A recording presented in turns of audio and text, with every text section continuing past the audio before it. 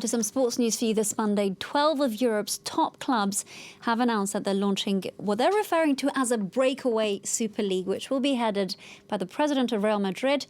Florentino Perez has actually said, he's announced that the move will, quote, help football at every level and take it to its rightful place in the world. Observers say this could be the biggest shake-up in the history of the European game, with a move criticised by UEFA as well as supporters across the globe. Now, for more on this, I'd like to bring in our sports editor, Simon Harding. Simon, great to have you with us. For those of us that have zero knowledge of sports, can you break this down for us, what this competition could look like? Hi, Sanam. Well, as you mentioned, 12 founding clubs in a league that would have 20 teams overall. These 12 founding members, 6 from England, so Manchester United, Manchester City, Liverpool, Arsenal, and Tottenham.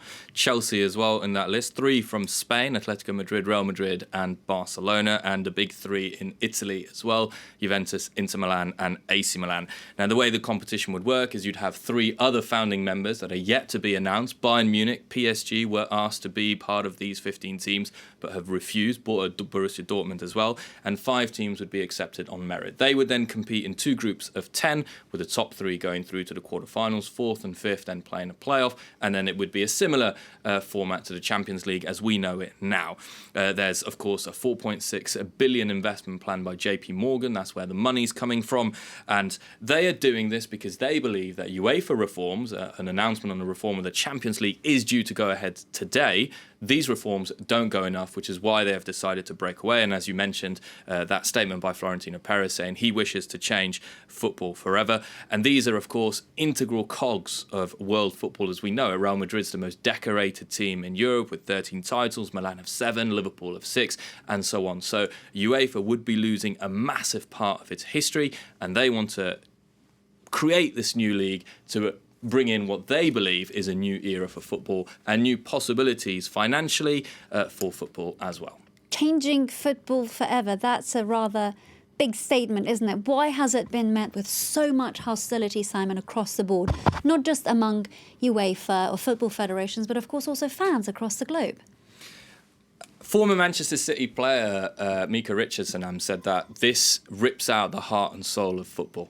And I think that's probably one of the best ways to say why people are angry, because this would change the whole scope of football forever. These 15 founding members would operate in what we can best compare to an NBA franchise, an American-style league where no one gets relegated, no one gets promoted. Obviously, you get a winner. But that means that they are given this right that no matter what happens, no matter how their performances are, good or bad, they're there. So where is the merit of, if you win something, you're rewarded. If you lose, obviously, you're punished. The idea that football is equal and open to everyone, that it's fair, because what if a team isn't able to qualify? There's a lot of stories in football that we've seen in the last couple of years, beautiful stories. Leicester winning the Premier League and going into Europe. Monaco winning the Ligue 1 and going into Europe as well. These stories wouldn't be able to happen, and that's why people are angry. People are angry also, supporters in particular, because this has been done without their consent, without their knowledge, and without their approval. The plans had been made public in the past. People had said, we don't want this to happen, and they've responded with a lot of anger. UEFA have said that they're ready to take action, whether it's eliminating these teams from current competitions, banning them from future competitions. FIFA have weighed in on the argument, saying that any player who plays in this breakaway league will not be able to feature at a World Cup. So where does this leave players and managers? Are they going to want to play for these teams if they can't play in the biggest competition in world football?